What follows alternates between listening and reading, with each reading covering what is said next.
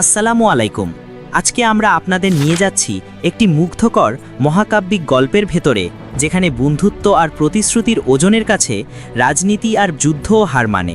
সালার, প্রশান্ত নীলের নির্মাণ, যা শুধু একটা সিনেমা নয়, বরং এক বিশাল পৃথিবীর দরজা খোলে। দেখুন কিভাবে এক শান্তিপ্রিয় মেকানিক দেবা তার অতীতের অন্ধকার থেকে উঠে আসে, আর শৈশবের বন্ধুত্ব কিভাবে এক রাজ্যের ভাগ্য গড়ে দেয়।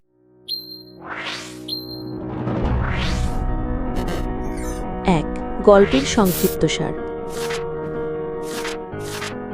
লেখক সংক্রান্ত তথ্য। লেখকের নাম প্রশান্ত নীল, লেখক ও পরিচালক। পূর্ববর্তী কাজ ও গ্রাম, কেজিএফ চ্যাপ্টার 1, কেজিএফ চ্যাপ্টার 2। লেখকের ইতিহাস। প্রশান্ত নীল ভারতীয় সিনেমায় নিজস্ব এক অনন্য জায়গা তৈরি করেছেন। তার সিনেমার শৈলী বিশ্ববিস্তৃতির, মহাকাব্যিক থিম, নিষ্প্রভ ও হ্রাসপ্রাপ্ত রঙের ব্যবহার এবং নন লিনিয়ার গল্প বলার পদ্ধতিতে দৃষ্টি আকর্ষণ করে, যেখানে নায়করা মিথোলজিক্যাল চরিত্রের মতো উপস্থাপিত।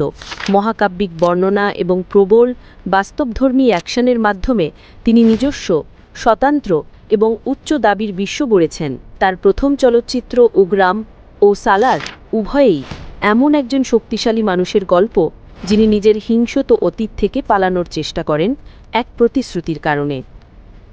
গল্পের সারাংশ। অনুপ্রেরণা। সালার সরাসরি রিমেক নয়, বরং প্রশান্ত নীলের 2014 সালের উগ্রামের একটি আত্মিক উত্তরসূরি এবং বৃহৎ পরিসরের পুনর্গঠন। তিনি দুটি শৈশব বন্ধু এবং হিংসায় আবদ্ধ প্রতিশ্রুতির মূল ধারণাকে বিস্তৃত 2 পর্বের মহাকাব্যিক গল্পে রূপ দিয়েছেন, যার নিজস্ব ইতিহাস ও রাজনৈতিক পটভূমি আছে। গল্পের প্রধান বিষয় সম্পূর্ণ আনুগত্য, প্রতিশ্রুতির ভার এবং ভাগ্যের অবশ্যম্ভাবিতা। কিভাবে শৈশবে গড়া বন্ধুত্ব একটি পুরো রাজ্যের ভাগ্য পরিবর্তন করে, সেটাই গল্পের মূল। এই গল্পে খান স্যারের নির্মম শহর রাজ্য এবং প্রধান 2 চরিত্রের গভীর সম্পর্ক প্রতিষ্ঠিত হয়, যা পরবর্তীতে সামগ্রিক যুদ্ধের মঞ্চ সাজায়। গল্পের বিবরণ। দেবা নামের একজন শান্তিপ্রিয় মেকানিক, যিনি মায়ের প্রতিশ্রুতিতে হিংসা এড়িয়ে চলেন। তার আশ্রয় নেওয়া আদ্রিয়া যখন নির্মম শহর রাজ্য খান স্যারের শত্রুদের হাতে ধাওয়া খায়, তখন দেবার প্রাচীন অতীত ফিরে আসে। তার শৈশবের বন্ধু খান স্যারের যুবরাজ বড়দরাজা তাকে সাহায্যের জন্য ডাকে। গল্প 2 সময়রেখায় এগোয়। বর্তমান, যেখানে দেবা তার রোষ প্রকাশ করে বড়দরার ক্ষমতা রক্ষায় লড়াই করে, আর অতীত, যেখানে তাদের বন্ধুত্বের গভীরতা দেখা যায়। শেষ মোড়েতে প্রকাশ পায় দেবা ও বড়দরা শুধু বন্ধু নন, তারা প্রতিদ্বন্দ্বী ক্ল্যানের সদস্য। সৌরাঙ্গ, যেখানে দেবা, এবং ঘনিয়া, যেখানে বড়দরা। দেবার বড়দরাকে রাজা করার চেষ্টা বহু প্রজন্ম ধরে থাকা বিরতির চুক্তি ভঙ্গ করে তাদের শত্রুতে পরিণত করে। ক্ষমতার ব্যবস্থা। ক্ষমতার নাম খানসারের উপজাতীয় জমিদারবাদ। ক্ষমতার গল্প। খানসার ভারতীয় আইনের বাইরে একটি শহর রাজ্য, যেখানে 3টি শাসনকারী উপজাতির কঠোর ও নির্মম শাসন ব্যবস্থা চলছে: সৌরাঙ্গ, ঘনিয়া ও মান্না। ক্ষমতা অক্ষুণ্ণ রাখতে হচ্ছে অঞ্চল নিয়ন্ত্রণ, সামরিক শক্তি এবং ঐতিহ্যবাহী সিল দিয়ে, যা শাসনের বৈধতা দেয়। প্রত্যেক উপজাতির নিজস্ব ঘড়িয়ার বা জেলা বা দুর্গ রয়েছে এবং তাদের নিজস্ব সেনাবাহিনী রয়েছে। এই ব্যবস্থা দুর্বলতাকে ভয় পেয়ে স্থিতিশীল বিরতির উপর দাঁড়িয়ে, যেখানে যে কোনো দুর্বলতা রক্তক্ষয়ী অভ্যুত্থানের সূত্রপাত ঘটে। প্রকার বিবরণ। ধরন: সিনেমা, অ্যাকশন, নাটক, মহাকাব্য। পর্ব সংখ্যা নেই। 2 পর্বের সিনেমার প্রথম পর্ব। দৈর্ঘ্য 175 মিনিট, 2 ঘন্টা 55 মিনিট। স্ক্রিন অনুপাত 2.39/1।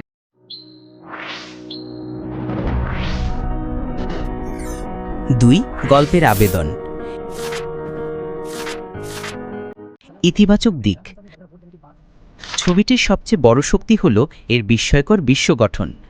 খানসার যেন নিজস্ব আইন, ইতিহাস ও সংস্কৃতি সহ একটি পূর্ণাঙ্গ বিচ্ছিন্ন দুনিয়া। অ্যাকশনের কোরিওগ্রাফি সজীব, নির্মম এবং চমৎকারভাবে ধারণ করা। আবেগগত মূল, দেবা ও বড়দারার মধ্যকার শক্তিশালী বন্ধুত্ব এবং অবিচল আনুগত্য গল্পের বিশৃঙ্খলার মাঝে এটি দৃঢ় ভিত্তি তৈরি করে। পৃথ্বীনাথ সুকুমারনের অভিনয়, বিশেষত বীরত্বপূর্ণ যুবরাজ হিসাবে, ছবির অন্যতম বড় আকর্ষণ। নেতিবাচক দিক। ছবির গল্পের দুর্বলতা, ফাঁক, অপর্যাপ্ত চরিত্রায়ন। ছবির গতি প্রকৃতি বিশেষত প্রথমার্ধে ধীর ও বিস্তৃত তথ্য উপস্থাপনায় ভারী, যা দর্শককে বিভ্রান্ত করতে পারে। প্রশান্ত নীলের স্বাক্ষর ধরা শৈলী মাঝে মাঝে একঘেয়ে ও অতি ভারী মনে হতে পারে। নারী বিষয়ক চরিত্রগুলো, বিশেষ করে শ্রুতি হাসানের আদ্রিয়া, খুবই অপর্যাপ্ত, মূলত নায়ককে এগিয়ে নিতে প্লট ডিভাইসের মতো কাজ করে। টার্গেট দর্শক: ধরন অ্যাকশন, মহাকাব্য, থ্রিলার। থিম বন্ধুত্ব, আনুগত্য, বিশ্বাসঘাতকতা, ক্ষমতার লড়াই। দেশ ভারত। মূল ভাষা তেলেগু। Platform Netflix.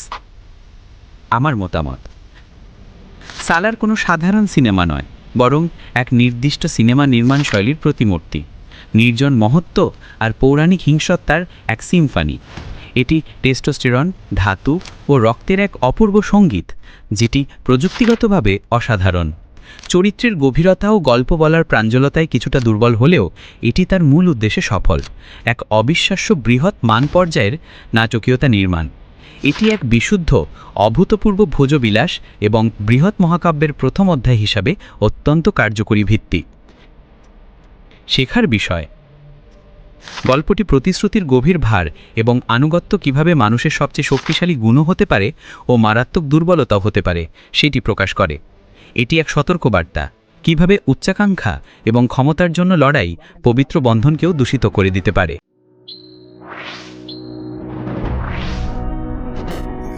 তিন, চরিত্র বিকাশ। প্রধান চরিত্র: নাম দেবব্রত দেভা রাইসার। অভিনয় করেছেন প্রভাস। ক্ষমতা: অতিমানবীয় শক্তি এবং অপরাজেয় যুদ্ধ দক্ষতা। গুরুত্ব: তিনি সালার কমান্ডার, অপরাজিত শক্তি, যার আনুগত্য খানসারের সিংহাসনের চাবিকাঠি। বিকাশ: দেভা আসলে এক নিদ্রিত আগ্নেয়গিরি, যিনি নিজ সহিংস প্রকৃতিকে চেপে রেখেছেন। গল্পে তার জাগরণ দেখানো হয়, অবশ্যম্ভাবী যুদ্ধরত রাজা হিসেবে নিজেকে মুক্ত করা। তিনি নৈতিকতা পরিবর্তন করেন না, বরং যা ছিল তা মুক্ত করেন। পার্শ্ব চরিত্র: নাম বরদরাজ বড়দারা মান্নার। অভিনয় করেছেন পৃথ্বীরাজ সুকুমারন। ক্ষমতা: রাজতন্ত্র, রাজনৈতিক বুদ্ধিমত্তা। গুরুত্ব: সহনায়ক এবং গল্পের কেন্দ্রীয় উদ্দীপক। গল্পে অবদান: বড়দরার উচ্চাকাঙ্ক্ষা ও দুর্বলতা গল্পকে চালিত করে। কঠিন রাজনৈতিক সিদ্ধান্ত নেওয়ার দায়িত্ব তার। দেভার শক্তির ওপর তার নির্ভরতা কেন্দ্রীয় সম্পর্ক গড়ে তোলে। তিনি মস্তিষ্ক আর দেভা শক্তি, এবং তার যাত্রা একজন যুবরাজ থেকে রাজা হওয়ার প্রচেষ্টা। খলনায়ক বা প্রতিদ্বন্দ্বী: নাম রাজা মান্নারের কাউন্সিল ও সন্তানেরা, যেমন রুদ্ররাজ বোরা। অভিনয় করেছেন জগপতি বাবু, পিন্নু আনন্দ প্রমুখ। ক্ষমতা: খানসারের রাজনৈতিক ও সামরিক নিয়ন্ত্রণ। গুরুত্ব: তারা সরাসরি বিরোধী, যারা বড়দরার বিরুদ্ধে অভ্যুত্থানের পরিকল্পনা করছে। গল্পে অবদান: তারা খানসারের বিশ্বাসঘাতক রক্তক্ষয়ী রাজনৈতিক দৃশ্যপটের প্রতীক। তাদের ষড়যন্ত্র ও আক্রমণ বড়দরাকে দেভার সাহায্য নিতে বাধ্য করে, যা মূল দ্বন্দ্ব সৃষ্টি করে। আসন্ন দ্বিতীয় পর্বে বড়দরাই প্রকৃত প্রতিদ্বন্দ্বী হবেন।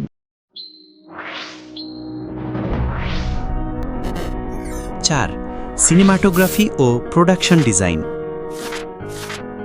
স্টুডিও তথ্য: স্টুডিওর নাম হোম ভ্যালি ফিল্মস। স্টুডিওর পূর্ববর্তী কাজ কেজিএফ চ্যাপ্টার 1 ও 2, কান্তারা। স্টুডিওর ইতিহাস: বিজয় কিরাগান্দুর প্রতিষ্ঠিত হোম ভ্যালি ফিল্মস দ্রুত ভারতীয় সিনেমার শক্তিধর প্রতিষ্ঠান হয়ে উঠেছে। বিশেষ করে কন্নড় ও তেলেগু চলচ্চিত্র ইন্ডাস্ট্রির উচ্চ বাজেটের প্যান ইন্ডিয়ান সিনেমা তৈরিতে তারা দক্ষ। তাদের সিনেমাগুলো ব্যাপক পরিসরের এবং বিপুল বিপণনের জন্য পরিচিত। পরিচালক প্রশান্ত নীল। বিস্তারিত আগের সেকশনে। প্রযোজক: নাম Vijay Kiragandur. Company home valley films. পূর্ববর্তী কাজ কেজিএফ চ্যাপ্টার 1 ও 2, কান্তারা। প্রযোজকের ইতিহাস: কিরাগান্দুর প্রশান্ত নীলের মহাকাব্যিক সিনেমার স্বপ্ন পূরণে অন্যতম প্রধান শক্তি। তিনি প্যান ইন্ডিয়ান অ্যাকশন মহাকাব্যের ব্র্যান্ড প্রতিষ্ঠায় গুরুত্বপূর্ণ ভূমিকা রেখেছেন। ভিজুয়াল স্টাইল: লাইভ অ্যাকশনের জন্য পটভূমি। Production design অত্যাশ্চর্য। খানসারের এক নির্মম ডিস্টোপিয়ান স্থাপত্যের অসাধারণ নিদর্শন। শীতল পাথরের শহর, আকাশছোঁয়া দুর্গ এবং শিল্পকলা ময়লা। প্রতিটি ফ্রেমে সূক্ষ্ম বিবরণ, যা এই পৃথিবীকে প্রাচীন ও কঠোর বোধ করায়। চরিত্র ডিজাইন, কস্টিউমিং, পোশাকগুলো কুটির ও উপজাতীয়, গাঢ় চামড়া, ভারী কাপড় এবং ধাতব অলংকার দিয়ে সাজানো। এই নান্দনিকতা যোদ্ধা সমাজের জন্য ব্যবহারিক, যেখানে রঙের পরিবর্তে পরিবেশের সঙ্গে মিশে যাওয়া টেক্সচার গুরুত্বপূর্ণ। ভিজুয়াল এফেক্টস ভিএফএক্স খান স্যারের মহাকাব্যিক পরিসর তৈরি করতে সেট বিস্তারে ব্যাপক ব্যবহৃত এবং অ্যাকশন দৃশ্যে হাড় কাঁপানো হিংস্রতা ও রক্তাক্ততা বাড়াতে ব্যবহৃত। রঙের ব্যবহার সিনেমায় প্রচুর পরিমাণে নিষ্প্রভ প্রায় মোনোক্রোম্যাটিক রঙের প্যালেট ব্যবহৃত। বিশ্বটা ধূসর, কালো ও মাটি রঙের মধ্যে ডুবে আছে, যা দমনমূলক আবহ সৃষ্টি করে। শুধু বিস্ফোরণের জ্বলন্ত কমলা ও রক্তের লাল রঙই প্রাণবন্ত।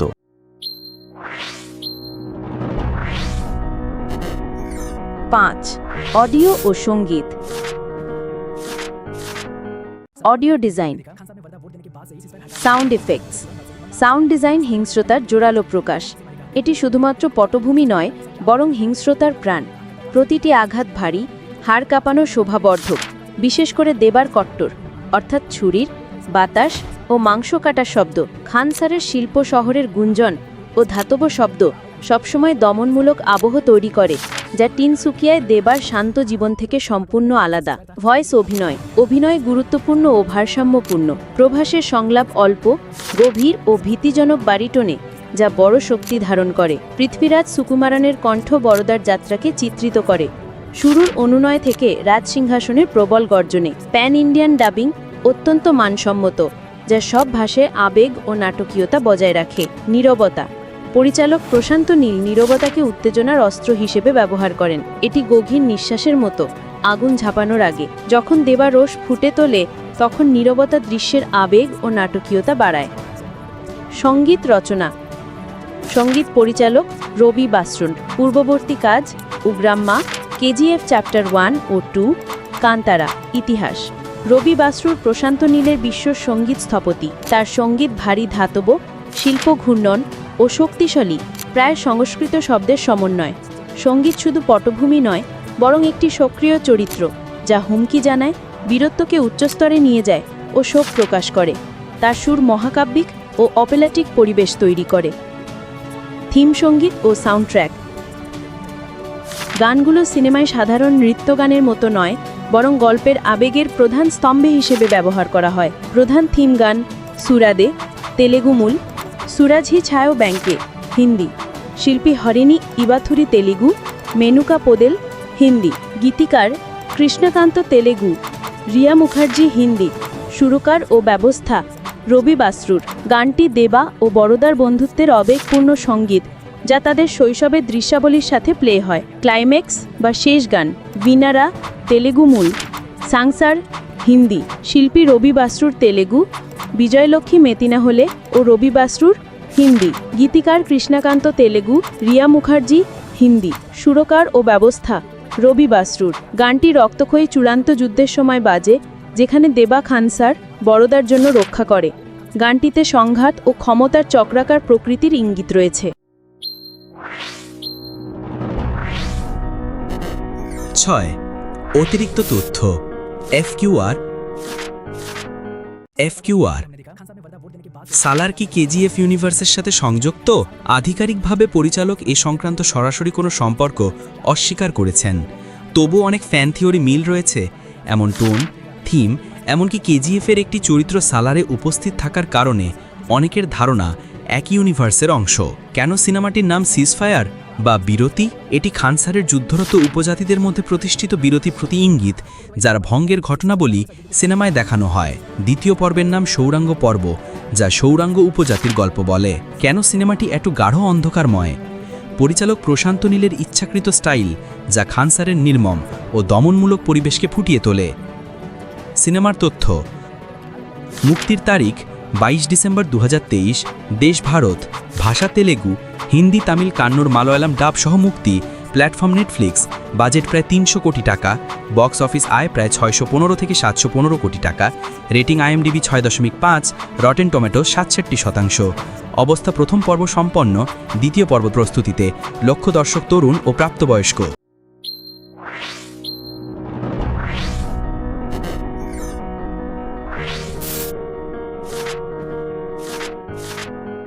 আশা করি আপনাদের এই মহাকাব্যিক গল্পের পরিচয় ভালো লেগেছে। সালার কেবল একটা সিনেমা নয়, এটি আমাদের শেখায় কিভাবে প্রতিশ্রুতি ও আনুগত্য কখনো শক্তি হয়ে ওঠে, আবার কখনো মারাত্মক দুর্বলতাও হতে পারে। পরবর্তী পর্বের অপেক্ষায় রইল এই গল্পের আরও গভীর মোড়গুলোকে দেখার জন্য। আপনারা যদি এই গল্পের এই ভিডিওটি পছন্দ করেন তাহলে লাইক দিন, শেয়ার করুন আর সাবস্ক্রাইব করতে ভুলবেন না। আসুন আমরা সবাই মিলে বাংলায় আরও বেশি সুন্দর গল্প সামনে নিয়ে আসি। ধন্যবাদ সবাইকে, দেখা হবে পরের ভিডিওতে। ভালো থাকবেন, সুস্থ থাকবেন।